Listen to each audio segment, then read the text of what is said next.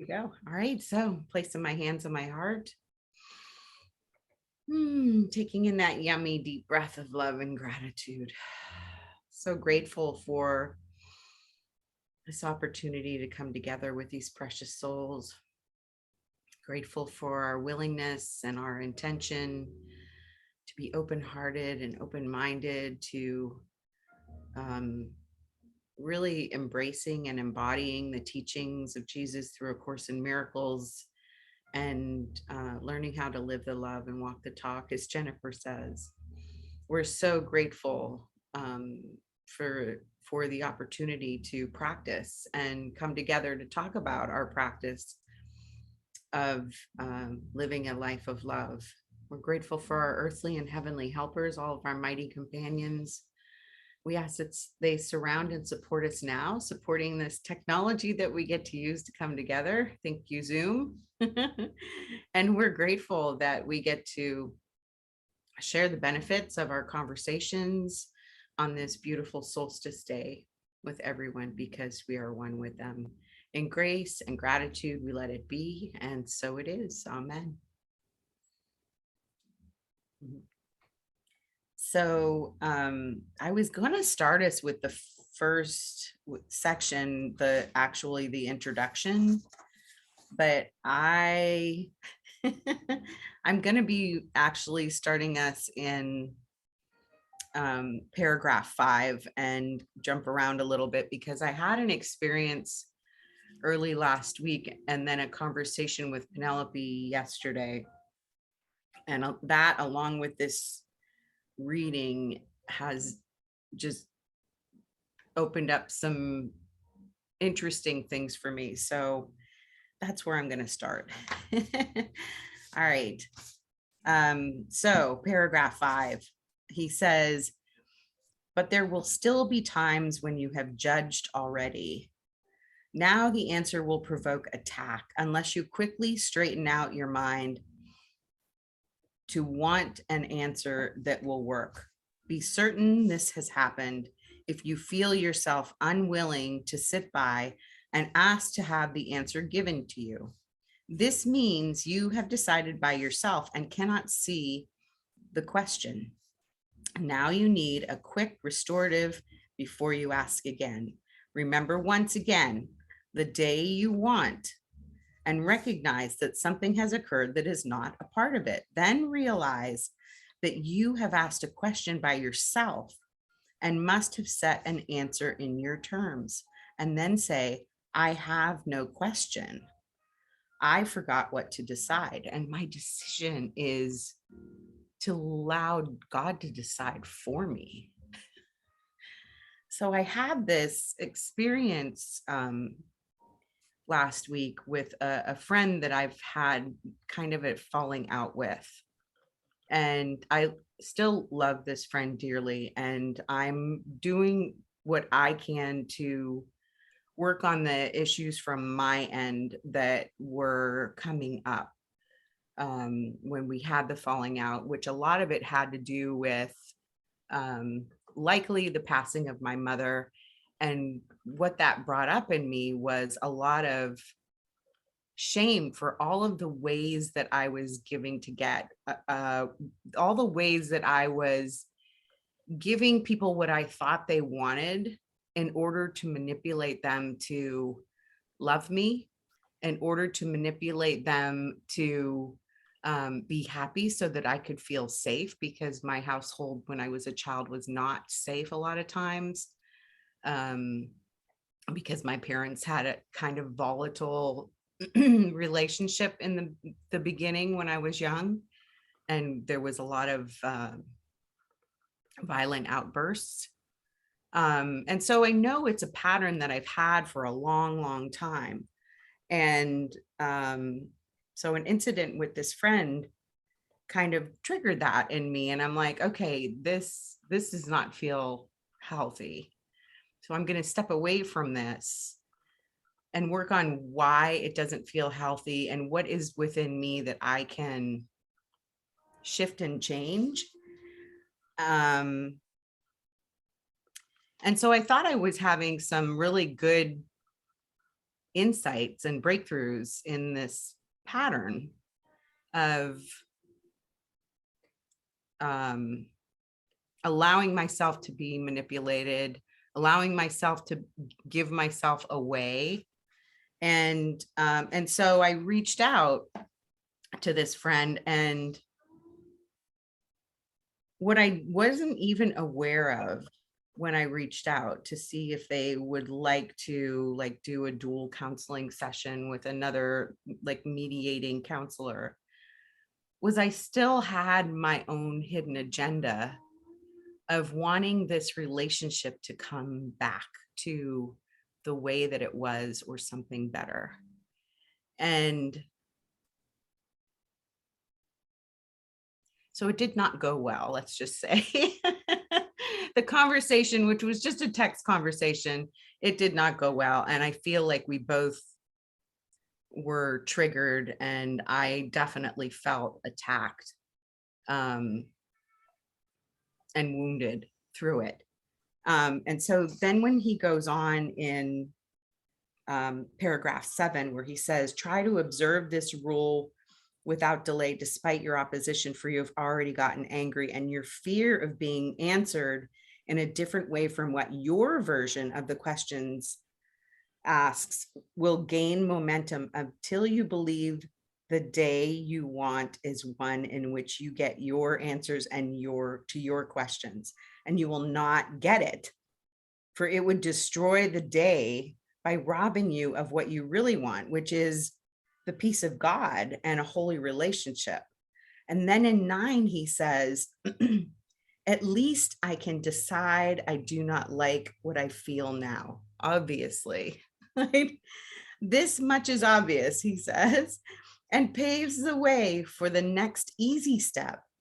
Having decided that you do not like the way you feel, what could be easier than to continue with, and so I hope I have been wrong. And I know I was wrong, because I was feeling horrible. I was feeling defeated. I was feeling like a failure. And I was feeling hurt again by my friend. I was feeling a need to, or a desire to, which I didn't do, but I felt the desire to respond in ways that was defending my position. Yeah. So, yeah. And then he says at the end of 9 and into 10, let yourself be helped. Now you have reached the turning point, because it has occurred to you that you will gain if what you have decided is not so. Until this point is reached, you will believe your happiness depends on being right. Oh my gosh, how I wanted to be right.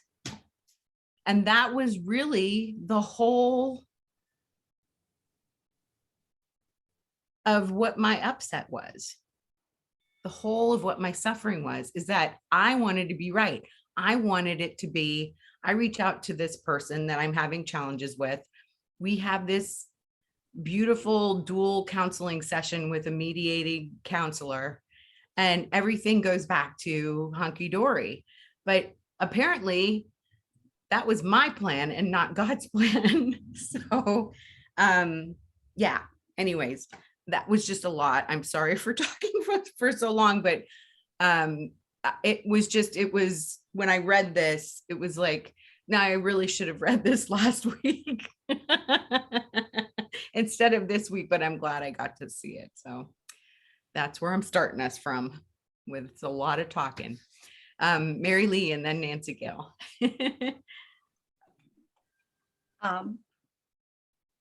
I appreciate what you just shared, Linda, because other than for maybe 1 or 2 words, it sounded like me talking about someone that I feel that I have issue with, and that I pride myself with trying to have there be a peaceful relationship, and that, well, of course it should be peaceful, right? It should be just the way I envision it. And it's not. It doesn't feel peaceful to me.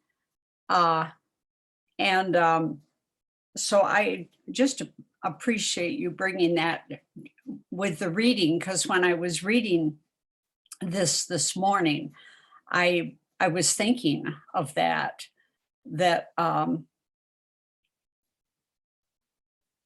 so when you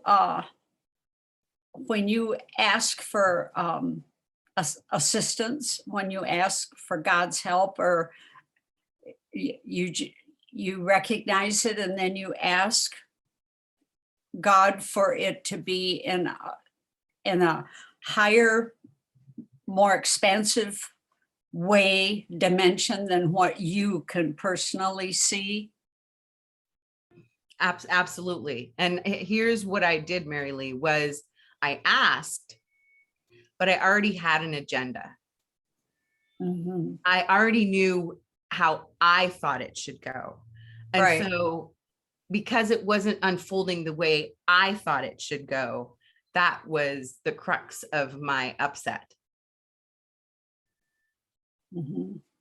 And when I read that, I'm like, well, shoot, I was just wanting to be right again, and I wasn't even seeing it. Mm-hmm. Yeah. Thanks, Mary Lee. Mm-hmm. Nancy Gale. This is so sweet, Linda. Thank you for Mary Lee. I agree with what you said. First thing, it's like, yes, this is so beautiful, Linda.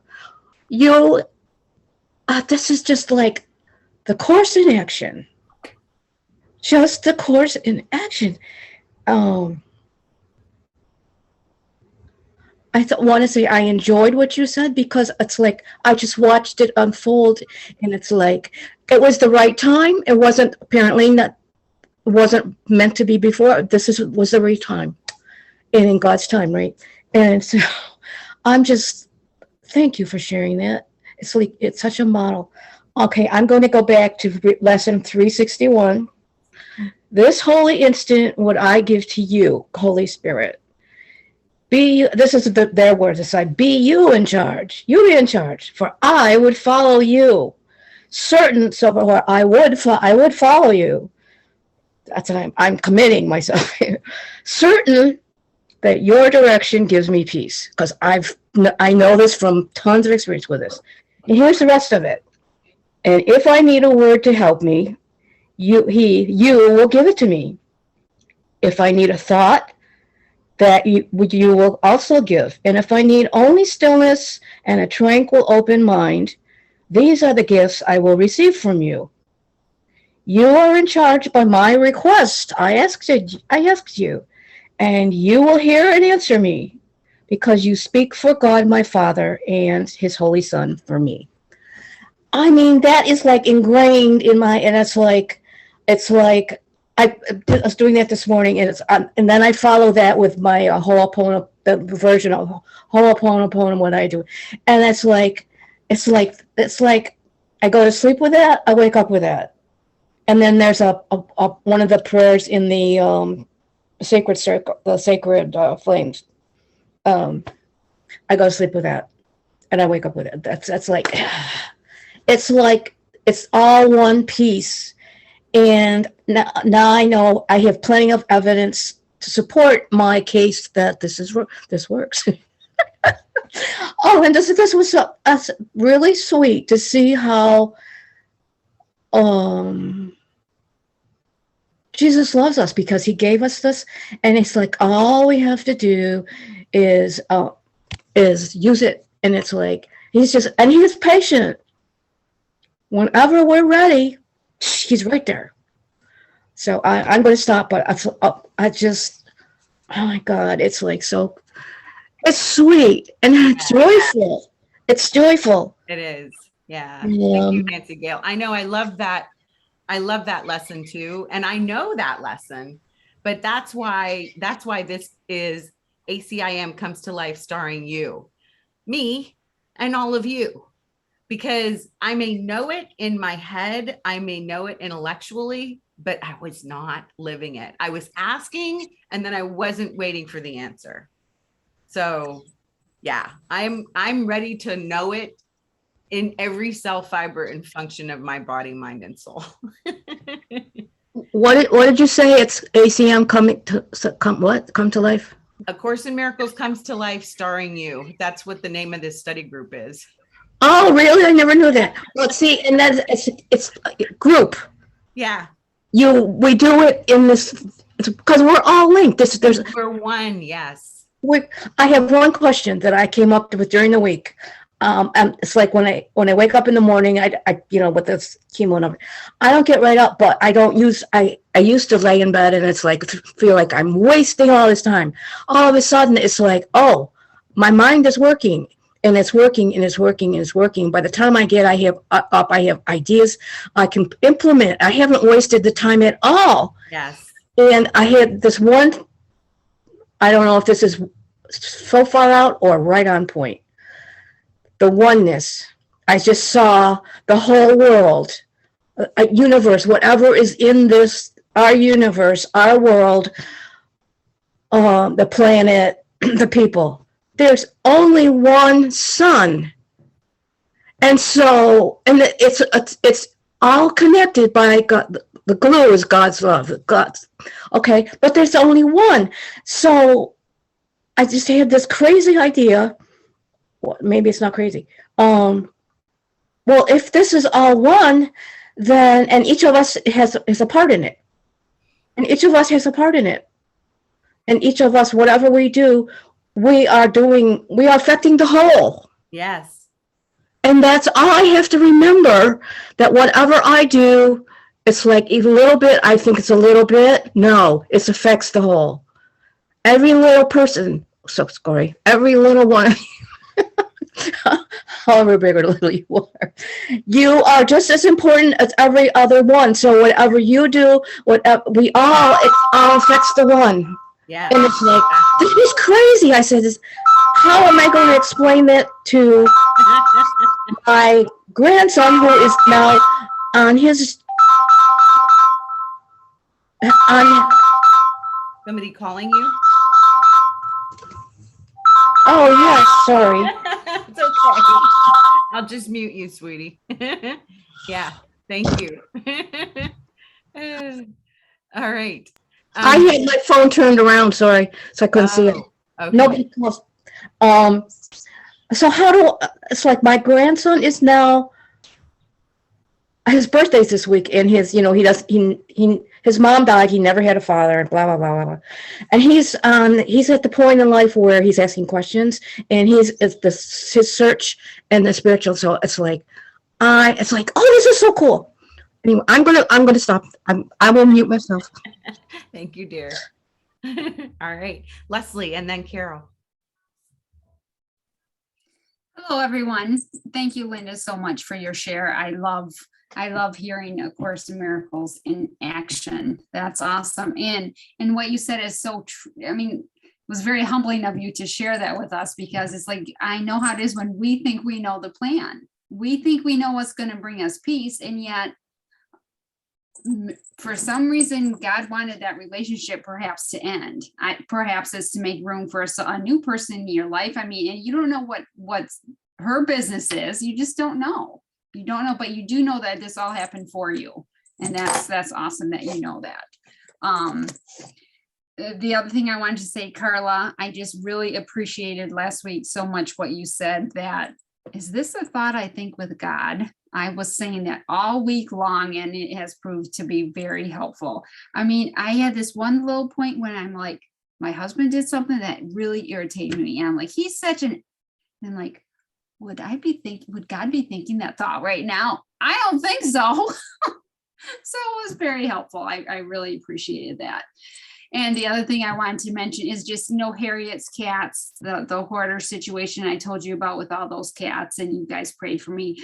Those cats have all been now released, and there's like 4 left that need to be adopted, but they at least are available for adoption. So that's really good news. So I just wanted to share the outcome of all that with you. So yeah, so I was very happy about that. And I think I told you I was fostering for the first time 2 kittens, and I had them for 4 weeks. And most people told me that, oh, you're never going to be able to give them up, blah, blah, blah.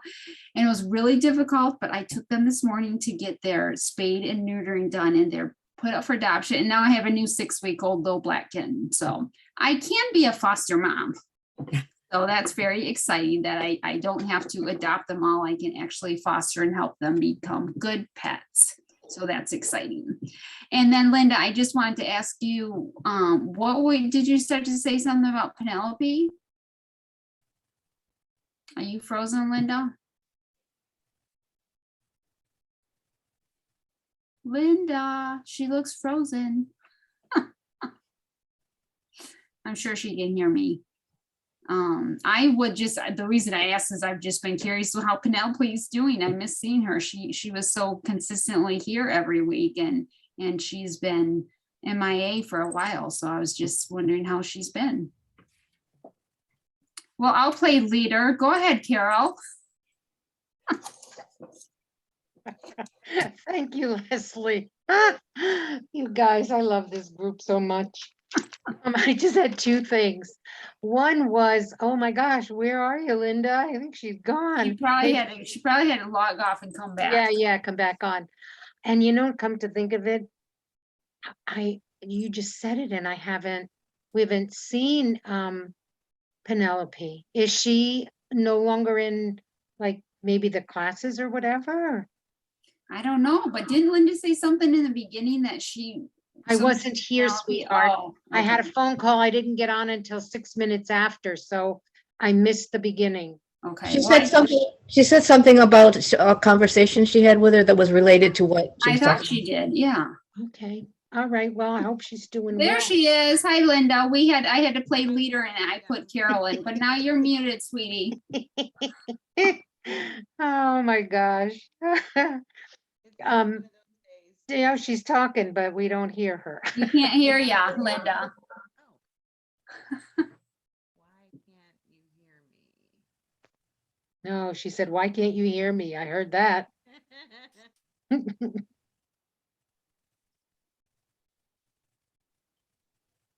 Oh dear. I think I didn't have any Zoom problems earlier today. I heard her laugh. Yeah, I did too. It was very faint. Anyway, the 2 little things that I wanted to say was this section helped me because I think for a very long time I've had a hard time saying I'm wrong or I was wrong. It doesn't have to be in every conversation, but most of the time with my husband, who we're both retired, we're here 24/7, and for the most part, I screw up because my expectations are unrealistic often. And so I do find myself, it's practice for sure, saying, I'm sorry, honey. That wasn't correct. And you're fine and everything is okay. I was thinking wrongly and and I'm sorry. I apologize. So I have practice in doing that. And hopefully, if I'm in conversation with a friend, I do have people in my life like Linda who I've had to disengage from because I'm on a totally different path and there's no real purpose or value to the relationship at this point for both of us. And so for me, this section helped in being able to admit when I'm wrong. That's been very difficult for me in the past. And so reading about this has helped me to really, really be able to say it's going to put me in a better place once I come clean with the wrongness of the way I've been thinking. And so then I loved part 17 that says it needs but 2 who would have happiness this day to promise it to all the world. And when I first read that long time ago, I didn't understand it, but it's the oneness. When we find resolution, blessing, forgiveness, understanding, it goes out. It's not just me and the other person. It's everybody, like Nancy Gale was saying. And so knowing that, it adds an awful lot of value or importance to what we experience in our lives. They're not just these little lives. They are a part of the whole oneness of life. And so then it says it needs but two to understand that they cannot decide alone. To guarantee the joy they ask for will be wholly shared, for they've understood the basic law that makes decision powerful and gives it all effects that it will ever have. It needs but two. These two are joined before there can be a decision. Let this be the one reminder that you keep in mind, and you will have the day you want, and give it to the world by having it yourself. Your judgment has been lifted from the world by your decision for a happy day. And as you have received, so must you give. To not remember the oneness is a real disadvantage for us. To constantly understand we are affecting each other and many, many others when we love, when we choose the right, when we say, yeah, I'm wrong, I'm sorry, because that undoes everything. And then it opens us to receiving the good stuff that we wanted in the first place and got off track. So thank you. Love you guys very, very, very much. Thank you, Carol. And thank you, Leslie. Yeah, I got knocked off the internet for a little bit. Then I tried to join with my phone. Anyway, so I see Carla and Catherine both have their hands raised. Not sure who raised their hand. Wait first, 1 but- second, Linda. The question Okay. I had asked you though, was there something you were going to tell us about Penelope in the beginning or not? No, I had a excuse me, a prayer partner call with her. And she was the one that said to me, maybe you are not supposed to go back into a relationship in form with this person. And I was like, oh, that thought never even crossed my mind. That never crossed my mind because I thought we're one. We're both, spiritual students. And, if we would like to have a holy relationship, that holy relationship has to mean that there's a relationship in form. So, yeah. When she said that, I was like, duh. Tell her excellent point and that we all really miss her. Yeah, I will. She listens to our replay. Okay, so she's doing okay though. I just want to. Oh, Hi, yeah. Penelope then. Okay. She's doing great. Okay, and then I played leader for a minute and Catherine was next and then Carla. Okay. Thank you, Leslie. Well, thank you, Leslie. Thank you for doing that. And this is a good section, you guys. And it just reminds me, we just forget, or at least I better say it this way. I forget all the time and I get irritated and I get upset. I know eventually that what I've done there is separate. I have forgotten that we're one and that all there is love. But I'm still in those moments of needing to sit in that anger and upset for a few minutes. Would that I could get to this place that I could, kind of stop in that moment and say, and I guess I'm not quite there yet. But the one place I do notice it, I'm a knitter and I knit a lot. And when I start my knitting and say, okay, God, I'm here to listen. I'm here to be guided. It goes real well. When I forget to do that, I make mistakes. Now, amazingly, in those moments, I don't get mad at myself. I just do it. But you guys, this trick with relationships with individuals, with those that we think we see in the world, is so difficult. And so, Carol, I'm with you there. I think I'm right. And I want to hold that position. And all it does is bring more angst. And the hardest part is to just genuinely say, I am even sorry this situation happened. I don't have to say, I'm sorry, thinking that I'm telling myself I must not be right. I just don't even have to think that. All I have to say is, I'm sorry that this situation has occurred. I am genuinely sorry. And I forget to do that. So this is such a great section. I actually have written down the italics that in my book.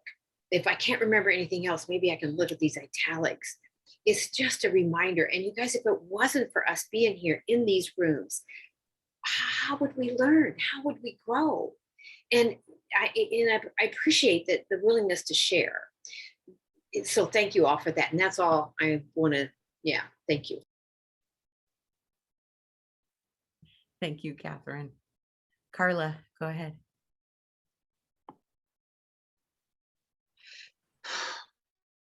I went to a workshop on this rules for decision about 5 years ago. We spent 2 whole days almost on it.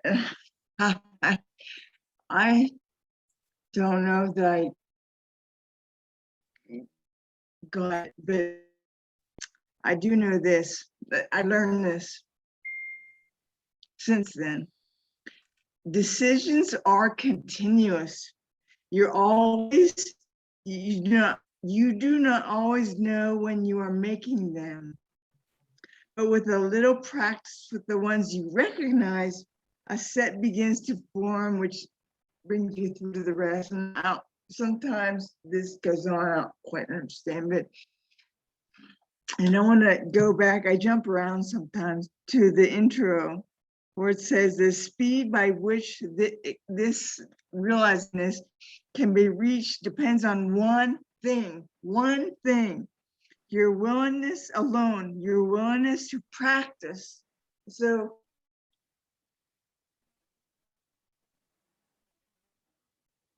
don't think I really got it. Who? Carla, the higher self noticed it right, knew it right away, knows what the truth is. So I tried practicing all the steps and I couldn't grasp it. There's too many steps for me. So this is one thing I want to put out. I don't want to badmouth the course, of course. I want to say everybody learns at their own way and at their own pace, right? And I wasn't going to share. I noticed right away another thought, another decision that not to share because I felt fearful. And then I went into that fear more fully and I realized that's a thought, and discovered, I'm just going to share. And then when Leslie, thank you, Leslie, shared about what she said about that, when I said, is that a thought I think with God, that it was helpful to her. And so I'm just going to share with you the Course of Miracles in action with me, because I've had to minimize because it's too much for me. So for one thing, I try to focus on what is happening right now instead of the past, thinking about something, thinking, because it doesn't change what happened. It changes me now, how I feel. And that's the thing, is I focus on how do I feel? And that's the divine alarm clock. That's telling us, right?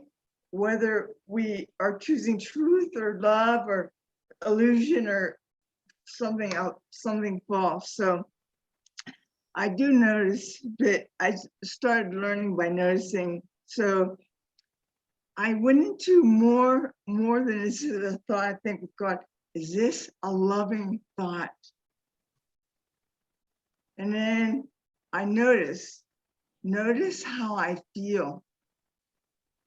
And I go further into that. And if I do not feel peaceful, I investigate. I don't judge it, it's wrong or right. I investigate further and go deeper and realize what's going on, if I can do my best. And I just wrote this morning, actually. and if it's some not present, or a loving thought, or something meaningful that needs to be shared, I don't need to share stuff sometimes. I just can shut up and let it go. And that's what I do, is I just let it go. I just, sometimes I was thinking, oh, this is a good thought. I wanted to be funny. I remember years ago, I wanted to be funny. And I'm like, I think about the funny line like the next day or something, and then it was like hours later, and then it was like, it got down to, and then it was like a minute or so later. And I'm like, but it was always not really with the flow of the conversation. So, and now I don't even try to be funny. I don't need to be funny, but sometimes people say, oh, you're so funny, Carla. I don't even worry about it. So I just move on and empty my mind, and I don't try to analyze it, what's going on. Analyzing is more ego thinking, and that'll hook me into something I don't want to be with. So I just let it go. And man, the letting go is the healing. It is the healing. I thought I was letting go, and I wasn't. And then when I broke my legs like 12 years ago or so, I had to let go. I had to let go because I couldn't stand up, I couldn't drive, I couldn't do anything. It's not like was I wanting to let go? My higher self was wanting Carla to let go. The ego, the thought system, the thing in this world. And so I'm integrating more and more. The higher self is me, is you. That is true. And then everything else, we gotta have Carla. Carla has to be here because someone said, hey, Carla, and I don't see them. They know to look. It's helpful. It's a helpful thing, but I don't have to go into what Carla is and who she is, and she's bad, and that wasn't a thought with God or a loving thought, or, I just let it go. Now, I just let it go. And I tell you, I'm still kind of alone. Some on my getting close to 2 months. It's been, I had no AC for a while, and internet's weird, but if I try to list all this stuff, you go, oh man, my ego self would go, oh man, it's been such a blessing. Life, no matter how upsetting it is, the blessing's there. Don't focus on the upset. Focus on the blessing that is there. Like the gas station. Bless the gas station. Focus on the blessing in the gas station. That's what we're doing. We're practicing. We're spirit. We're truth. We're love. We're not the form, but we're having this form experience to learn to extend love from the causal body of God. And that's what we're doing. We're not doing anything wrong or bad. It was helpful. It was helpful because we learned not to do it. And when I was like, I'll stop here, but when I was like 10, a thought came into my mind, and I've never forgotten it. So I know that it was a thought from my divine self, that everything, every single thing is helpful. That it may be, you may learn like how to be or how not to be, but there's always something helpful in it. So look for the helpfulness. And I've started learning to look for the helpfulness in every situation. And I just feel so blessed. I know I'm blessed. I know you're blessed, and thank you. Thank you, Carla. Yes to all of it. We're just surrendering our will to the will of God and knowing that our will is God's will. Yeah. Tammy and then Hamira. Hi, everyone. Linda, just like you, I wish that I had read this before this weekend. This weekend, my practice was to really to be in the holy instant, right? And I wanted to enjoy playfulness and beauty. Like I had this whole thing that I wanted my weekend to be, going to the beach with my son and my spouse. And that's what I wanted my day to be. That's what I wanted to experience. But after reading this, I realized even though I wanted to experience that, I was just making it for myself. Like I was preparing. I wasn't going into this decision or this day or this experience that I wanted with God. I was still going through it separated, even though it sounded beautiful, right? And I recognize that because in those times when just a little thing go off, I would see how upsetting I will become. And now I'm realizing, like, there's no way if I am in the holy instant, if I'm really experiencing playfulness from the place of love, there's no way I'm going to be so upset. There's no way I'm going to be so fearful or attacking or thinking that I'm being attacked. And when I was reading this morning, it made me realize this is what I do. I prepare those days, I plan those days, I make decisions to have those days. But a part of me is still making the decisions with my ego because I am so attached to what it should be looking like, what it should feel like, and not really opening my heart to let spirit just take me to the extent. Just let spirit put me wherever I needed to be. I'm still holding on to those things. And so, one day of the weekend went really good the next day. But even though it went good, I was still feeling upset, and just a constant practice of forgiveness to get to higher vibration and then shoot down again. And it's like, oh my gosh, like, please just stop. I just want to, I just really want to let go. I really want to release. I really want to do this big batch of forgiveness that would be, that's it.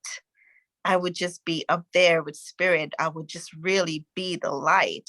And I have been practicing this visualizing me being the light. And I realize that even when I pray and I say, I know I am the light of the world. I see myself as the body, as this tiny light. And then so now I started really expanding myself as the light. And I imagine like places that I would want to visit.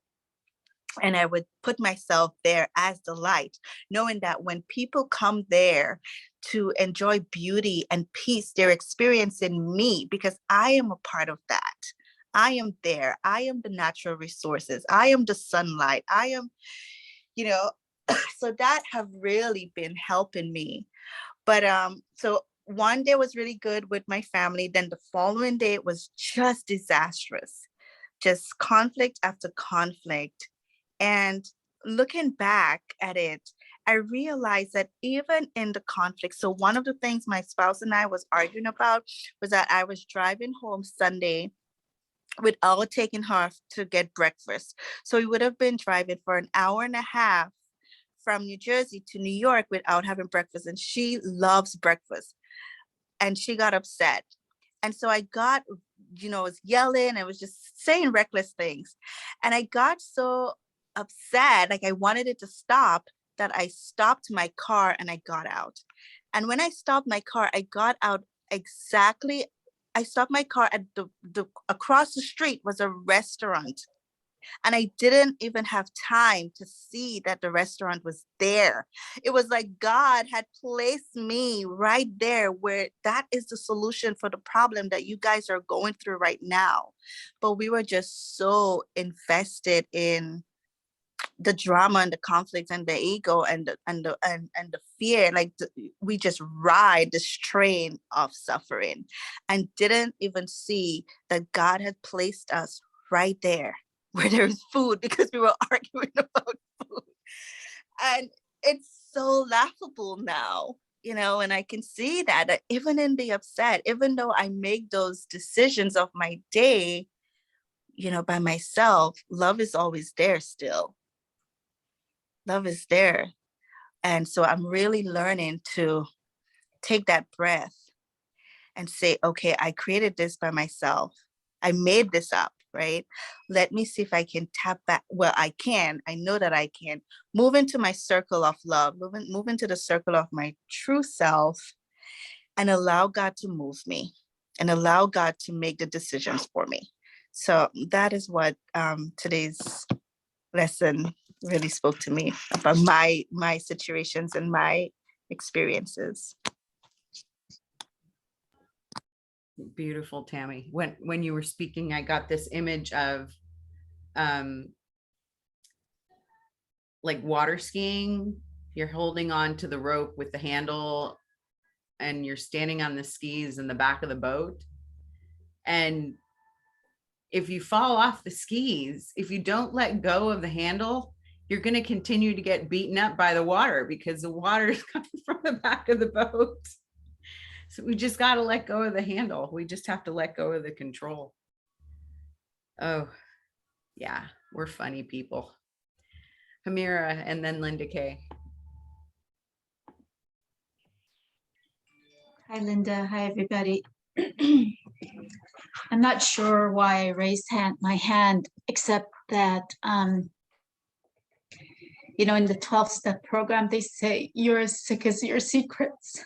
And so I didn't want to hide anything from you guys. I'm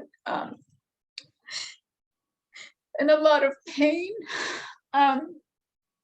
You guys know a little bit about just when I ask for prayers that, my brother's dealing with substance abuse issues and mental illness. And he was evicted from his apartment, and the landlord reached out to my mother to come in. She was giving us 15 days to clear out his stuff or they were going to throw it away. And when we walked into this place, which I was terrified to do, but I went in to help. And I don't know if you guys ever seen the A Beautiful Mind, the movie. It looked like so scary in there, like just what he had done to the place with wood everywhere and barricades because he's terrified whatever is happening in his mind. Anyway, to make a long story short, he showed up. He had been missing for 6-7 days. He showed up and he's not supposed to be around there. And he somehow got, after we locked the door, he got in the apartment. Police had to come and get him out and, take him in. He's been out, I don't know where. And I tried to get an apartment for him. It just was not possible. It's like every door closed on us, every door.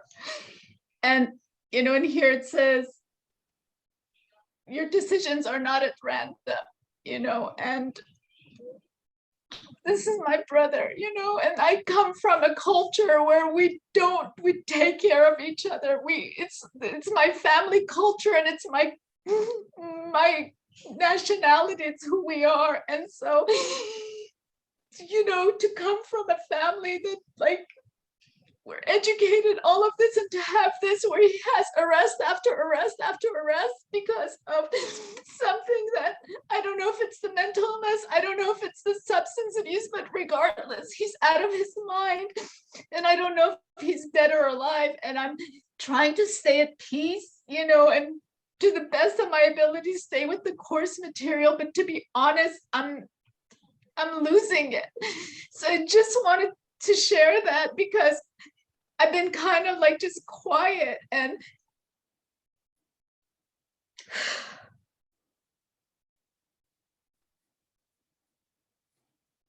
I'm just scared. I guess what I'm saying is I'm really, really scared. And I know, like, people have said, you know, keep thinking of him as a child of God, that he has all power within him. It's so hard because these thoughts just come in, these thoughts of fear. We're going to get a call that he's dead, or, you know, something worse, you know, or. So anyway, that's it. Thank you. Oh, Amira, I'm so sorry. I'm so sorry. And I'm so grateful for your courage to be honest with us and to let us know how you're feeling. And please know that we're all holding you and your family and your precious brother in our hearts, and knowing how challenging it is when you have somebody that has mental illness with addiction, which you never know what came first, right? The mental illness or the addiction, because they kind of go in a cyclical, like a cyclone. It's really what it feels like, is cyclone, tornado. So what I'm knowing for you is that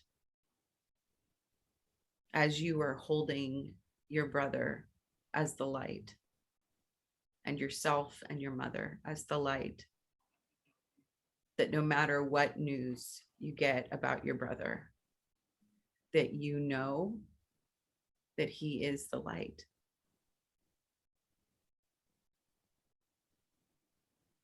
And that's the truth of him. And it's the truth of all of us. Yeah. We're here for you, sweetie. We love you.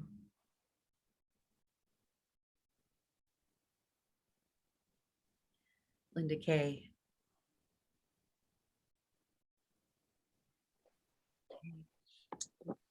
Sorry. I'm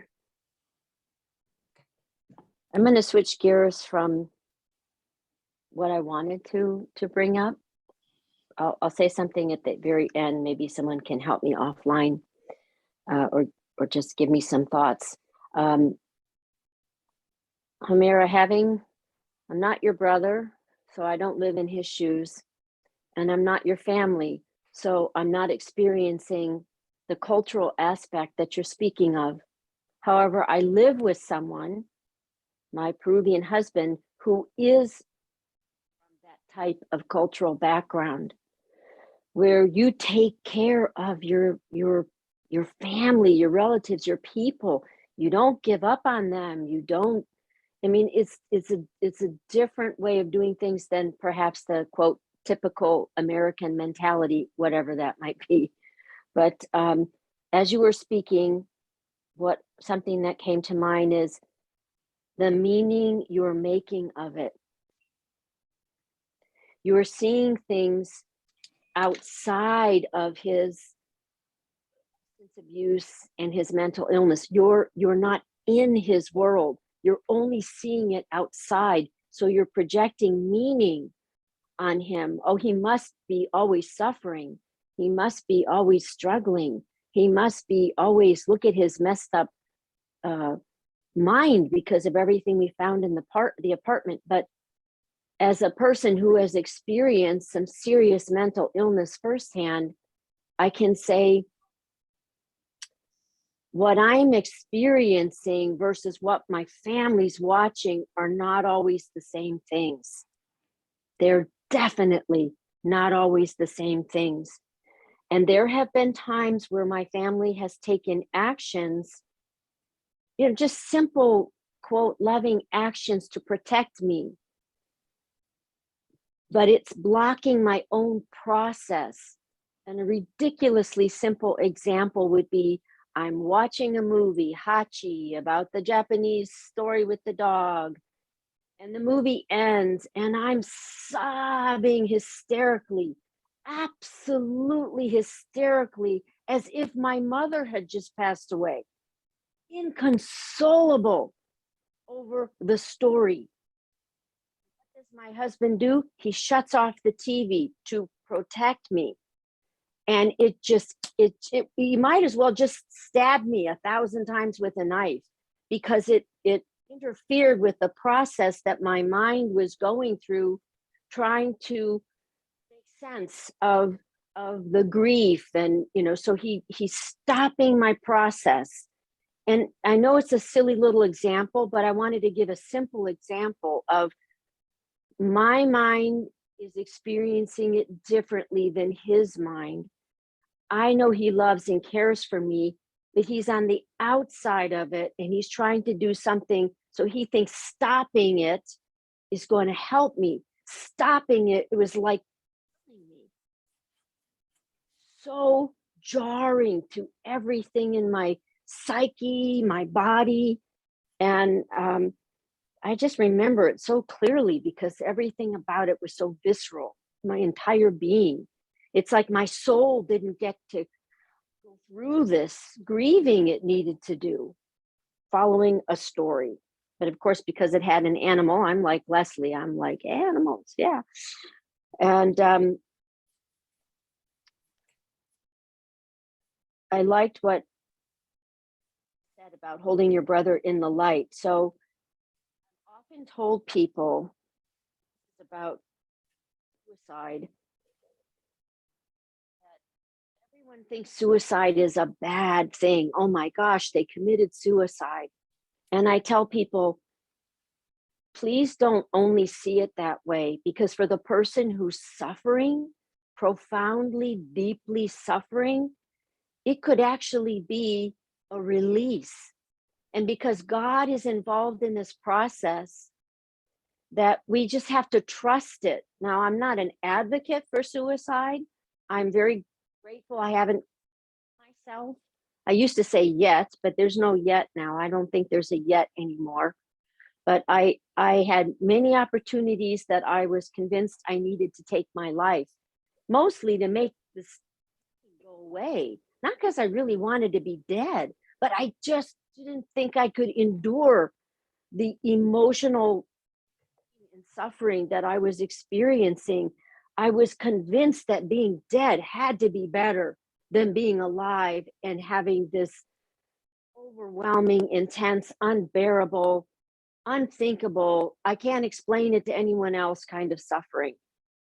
And somehow I got through those moments. But if something happens to your brother, I'm with Linda. Let's hold him in the light. Let's know that God is with him every step of the way. Make a meaning that story, his journey, his experience. We have to honor what God has for him. I don't doubt that he's a smart and educated person and that your family are smart and educated people. So none of this makes sense. That's how my husband held it with me. Like, God, she's a smart and educated person.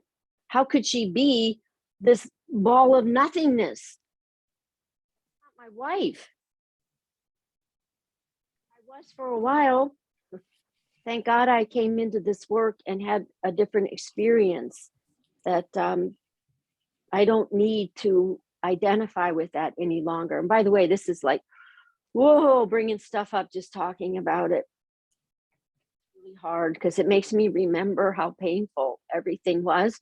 And it reminds me how painful it's been for my family to watch me being something that none of them recognized.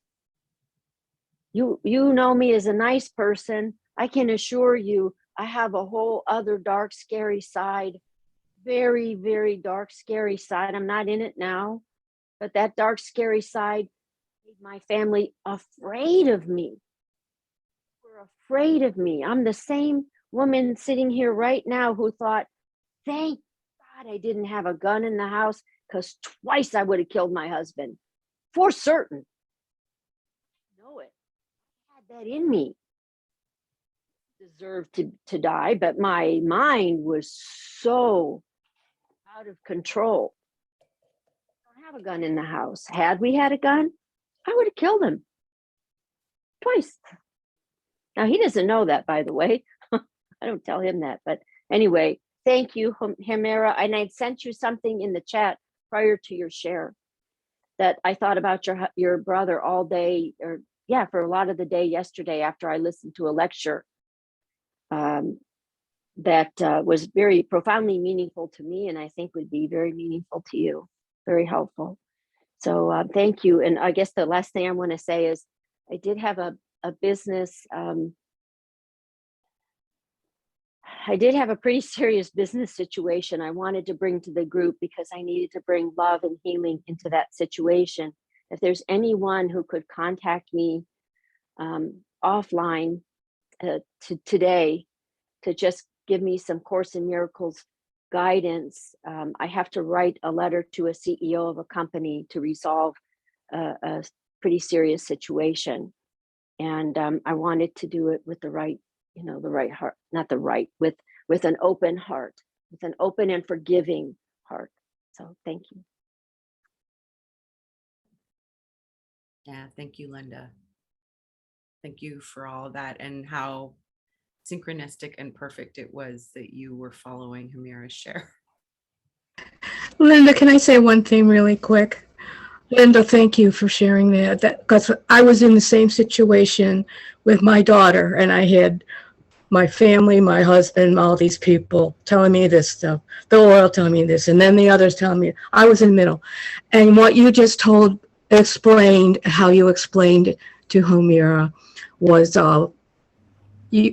very helpful for me to look back, and it's like, understand where I was and why I was, and it was very healing to hear you say that. You're in my prayers, and so is your brother. Okay, thank you. Thank you, Linda. Yeah, thanks, Nancy Gail. Carla, one quickie thing, and then we got to go. Thank you. It's the most challenging thing to love someone and see some of the choices they make. And really, we're making the choice, deciding what they're doing. Decisions are continuous. We're creators. We're made as creators, not because we have two eyes and we're made in God's image, I guess. Not because of two eyes and two ears and hair and stuff, because we are creators. We are love. It's very challenging to love when you see someone you love making unloving choices. But I realize, what am I doing to myself when I decide what they're doing? I'm not loving myself. How can I love them when I don't love myself by my choices I'm making? My mother's in, it's very interesting watching people you love. But that's the loving thing, is to allow them to make the unloving choices that they make, because sometimes the most unloving choices that I've made have been the most growth opportunities. They may not get it in this lifetime, but they will get it. This somehow is helpful. Love yourself. And when you love yourself, there's nothing that can't be loved. No cockroach, no choice, nothing. Love yourself. Thank you, Linda. Thank you, Carla.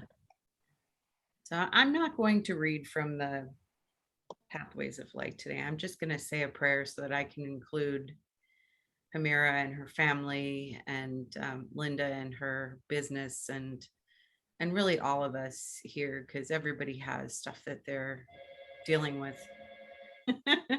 God's calling on the other line, so let's get to the prayer. All right. Beloved Mother, Father God, we thank you so much for this opportunity to give and receive love. We know that in our defenselessness, our safety lies, and that we are among the ministers of God. And as we see ourselves as those light beings, the ministers of God that we are, we know that we are powerful beyond measure and that we can rally around Hamira and her beautiful brother and her mom. And we can send Pedram so much healing light, just filling every cell, fiber, and function in this very moment, every one of us, just filling his whole being with love and light, and knowing that his experience, his human experience, is being exactly what it was meant to be for him. And knowing that Hamira and her mother's experience also being completely filled with that love light is exactly what their experience is to be, their human experience. And as they are having these experiences, however beautiful or painful or challenging or miraculous, may they feel your embrace. May they feel the love and the light and the energy that surges from our hearts to theirs. May they know, and may we all know, that every cell, fiber, and function of our being, every minuscule situation in our lives is filled by that love, by that light, by the joy, by the peace, by the wisdom and clarity, by the Holy Spirit.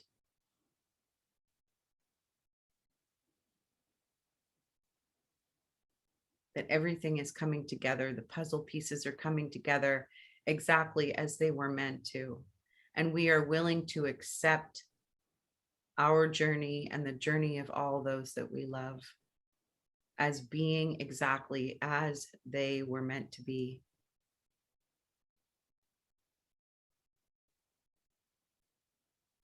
Knowing that there is nothing wrong in this moment.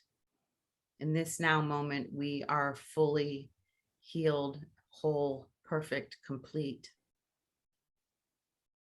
And we may not know exactly what that looks like for every single one of us, but we know the truth of it. And we don't know what anything is for, except that it's for our good. So may we be able to accept the beauty that is each and every individual of this sun. And may the light that we are sharing be so bright